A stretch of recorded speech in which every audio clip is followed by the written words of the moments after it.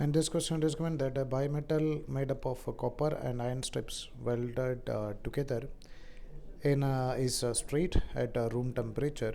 It is held vertically so that iron strip is towards the left hand and copper strip is towards the right hand.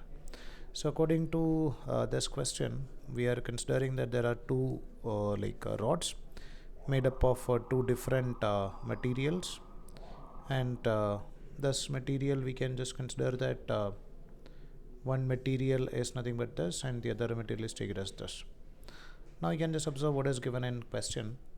One is nothing but made up of copper and another one is iron welded together in a straight at room temperature, held vertically so that iron strip is towards the left end. So this we can take it as nothing but iron, and the copper strip is towards the other end, right hand side. So this we can take it as copper.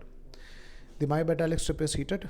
So we know that when it is heated, the coefficient of expansion of copper is greater than coefficient of expansion of iron. So it is going to bend something like this in such a way that the material which is having more coefficient of expansion is coming on the outer surface, and material with less coefficient of expansion is coming on the inner surface.